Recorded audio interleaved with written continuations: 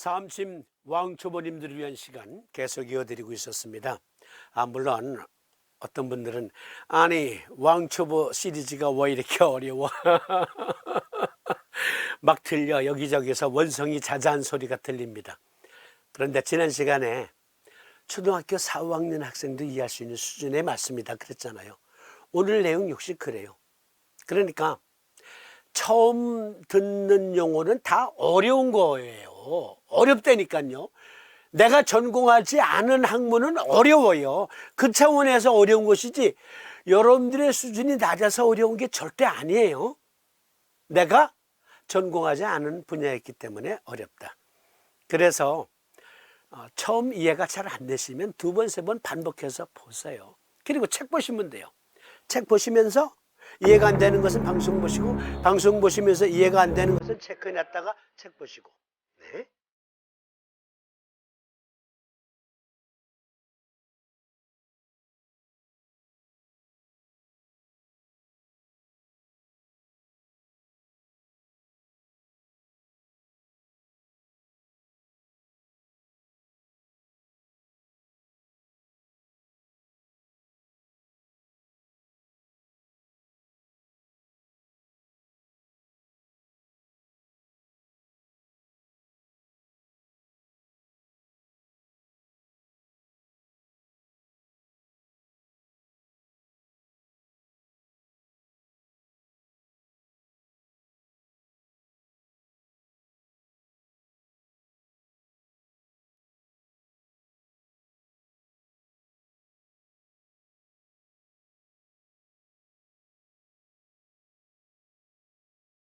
지난 시간까지 수태음습 배금경의 태음습의 그 의과학적인 근거를 살피고 있었는데요. 오늘 끝 시간입니다. 장준경 선생님의 상한론에서 그 근거를 찾아보자고 했어요. 이 시도는 대단히 중요합니다. 지금 세계 각처에서 우리 방송 시청하시는 사암침쟁이 여러분, 상한론 공부하신 분들 많으시죠? 한번 손 들어보실래요? 어우, 많으시네요. 그런데 상한론의 계지탕과 마왕탕은 독감든 첫날 복용하는 거잖아요.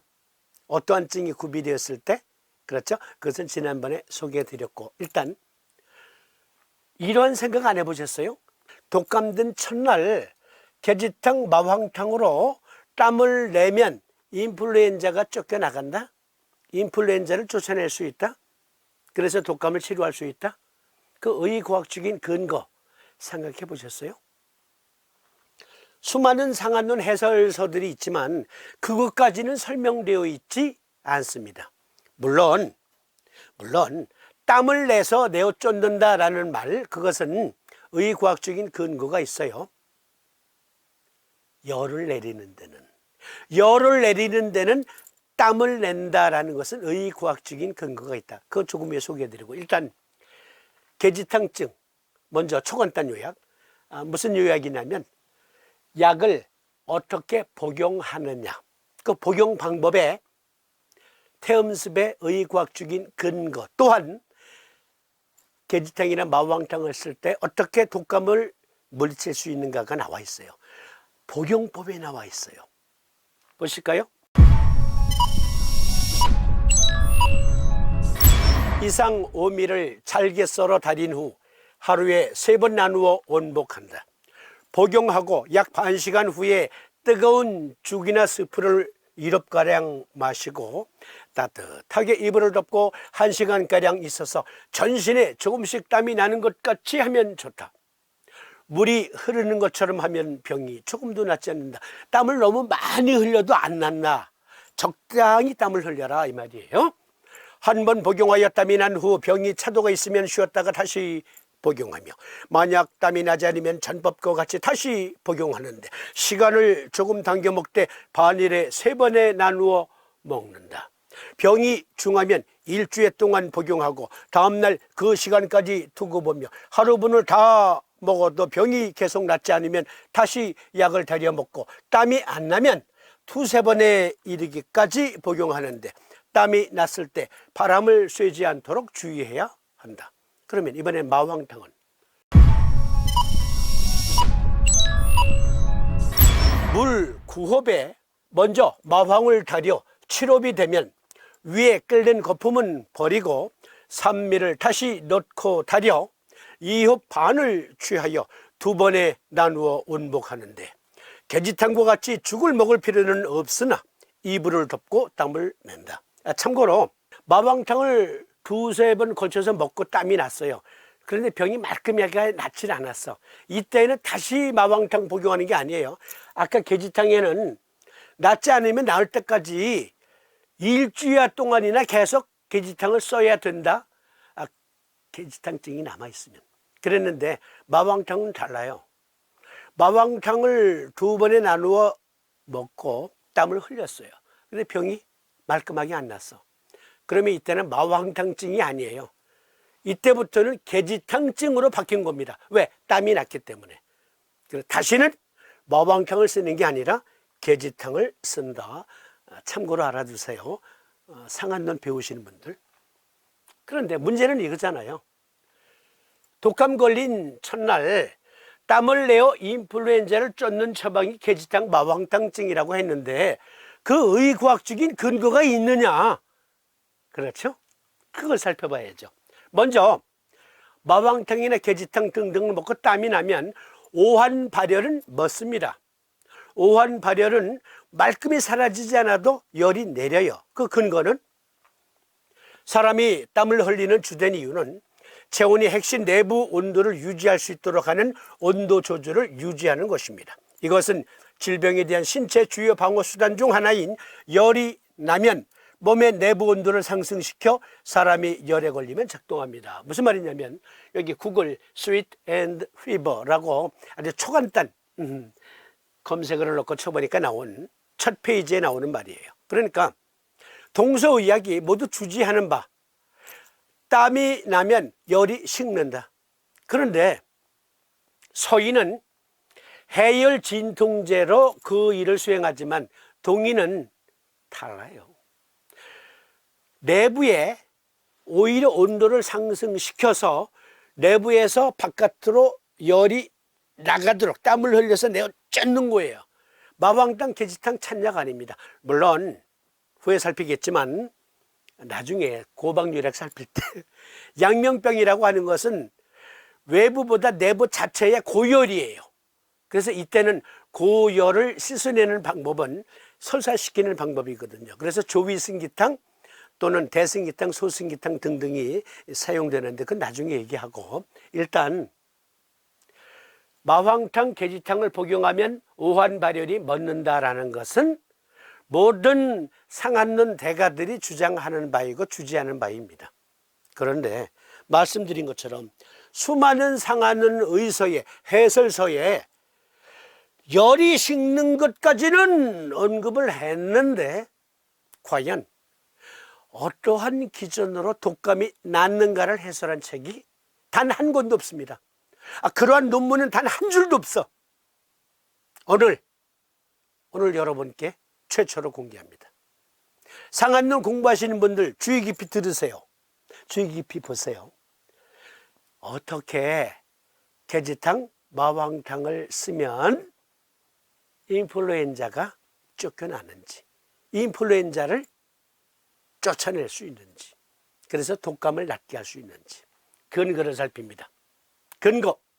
자, 말씀드린 것처럼 땀으로 열만 내려주면 독감이 멎지 않습니다. 나지 않아요. 땀 낸다고 무조건 독감이 낫는 게 아니에요. 우리 몸 안에 계지탕과 마왕탕이 어떠한 메커니즘을 불러일으켰다고요. 그것을 살펴봅니다. 땀으로 열만 내려주면 플루가 나을까? 아니다.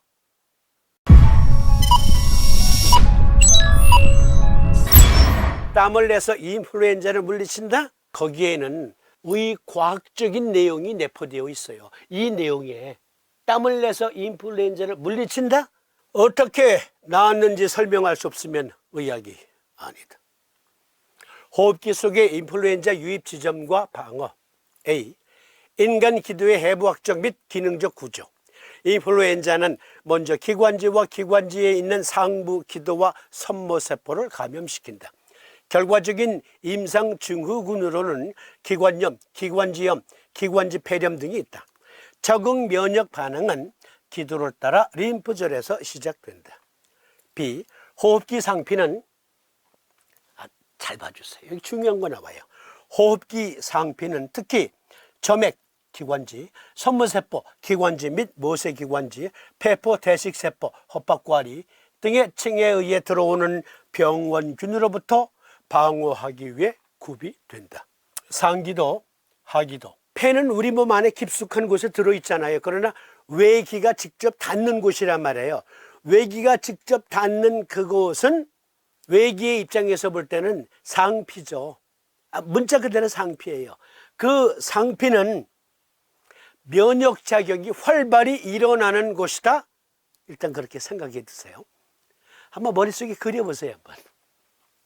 자, 이 그림을 통해서 스모킹 건, 스모킹 건을 보여드리겠습니다. 이거 잘 보세요. 먼저 이거부터 보세요. 여기가 점막 부분이에요. 요거는 코털과 같은 섬모 조직이고요. 상부 호흡기 그리고 하부 호흡기 모두 이 점막 부분이 있습니다. 그런데 여기 보세요. 여기서만 이 점액이 나온다는 말이 아니고 여기서 다 나는데 이 특정해서 보여주고 있는 그림이에요. 네이처지에서 얻어온 그림입니다. 잘 보세요. 지금 무엇이 뿜어져 나오죠? 그렇습니다. 이 파란 부분은 점액이에요. 쉽게 말씀드려서 끈끈이 풀. 끈끈이 풀이 코털과 같은 섬모 조직을 덮고 있다. 그런데 이 끈끈이 풀과 이 점막 조직에서 인플루엔자 대식 작용이 일어난다. 물리치는 작용이 일어난다. 그러기 위해서는 이 끈끈이 풀이 일정한 수위가 계속 유지되어야 돼요. 그런데 보시는 것처럼 마치 땀나는 것처럼 지금 이렇게 이거 슬로우 비디오로 보는 거예요. 이렇게 뿜어져 나오죠. 이게 마황탕증, 계지탕증 그리고 사암도인께서 말씀하신 수태음습 폐금경의 경기로수의 태음습의 일종이에요. 계속 보실래요? 여기 미국 국립보건원에서 빌려온 논문, 인플루엔자 바이러스에 대한 면역 반응과 연령 및 유전적 요인과의 상관관계에서는 초간단 요약 해설만 빌려옵니다. 체액성 면역계는 인플루엔자 항원에 대한 항체를 생산합니다. 휴모럴, 그 자체가 체액이란 말이잖아요. 휴모럴 이뮤니티, 체액성 면역. 그 체액성 면역이 흉막에서도 흉막액으로 또 헛박과리에서 계면 활성제 역시 체액성 면역 부분이에요. 하지만 인플루엔자가 들어왔을 때 가장 활발하게 인플루엔자를 내쫓는 그 시스템은 여기에 있어요. 상기도 하기도의 점막 조직에서 끊임없이 끈끈이 풀이 흘러나와서 일정한 수위를 유지하고 이곳에서 인플루엔자를 포획, 사멸시키는 작용이 일어나요. 이걸 장준경 선생께서는 오래전에 보셨고 사암도인 역시 보신 거예요. 호흡기 병원체와 점액의 상호작용이라는 논문 제목 띄워놓고 봅니다. 여기 보세요. 지금 점액이 마치 땀나는 것처럼 뿜어져 나오잖아요. 그러면 B세포군으로 이루어진 면역 시스템이 여기 외부로부터 들어오는 인플루엔자 바이러스가 점액을 통과하고 점막으로 들어가는 것을 일단 막아요. 여기서 뿜어져 나올 때 B세포가 이 부분에서 활동하거든요. 여기 보세요. 점액층은 병원체 침입 및 후속 감염을 예방할 수 있는 흡입된 병원체의 필수적인 첫 번째 숙주 장벽을 제공합니다. B세포는 펄머너리 시스템 중에 폐각 내의 점막에 여기 끈끈이 플러스의 점액이 항상 일정한 수위가 유지될 때 B세포의 면역력이 발휘되거든요. B세포는 직접적으로 항원과 맞서 싸우는 게 아니라 항체를 만들어서 점막에 묻어 있는 끈끈이 풀 조직에 쫙 뿌리는 거예요. 그러면 그 항체들이 바이러스라는 항원을 포획해서 사멸시키는 작용을 합니다. 이 끈끈이 풀에서 일어나는 작용이에요. 끈끈이 풀에서 일어나는 작용이다. 체액성, 즉 태음습 면역계는 인플루엔자 항원에 대한 항체를 생산합니다. 삼두인 그리고 준경 선생께서는 무엇을 보신 겁니까? 준경 선생이 삼두인의 대선배이시잖아요. 삼두인은 상한론에서 모티브를 얻으신 거예요. 남다른 해안이 쓰셨죠. 오늘날 상한론 가지고 꽤나 논문 쓴다고 하는 사람들 단 한 사람의 논문도 없어. 개지탕이나 마왕탕을 쓸 때 어떻게 바이러스를 물리치는가에 대한 논문이 하나도 없다니까. 그런데 준경 선생께서는 이걸 보신 거야. 삼도인도 이걸 보시고 수태음습 폐금경의 저 포스류스의 경기, 그 태음습에 우리 몸의 작용을 말씀하신 거예요. 보십시다.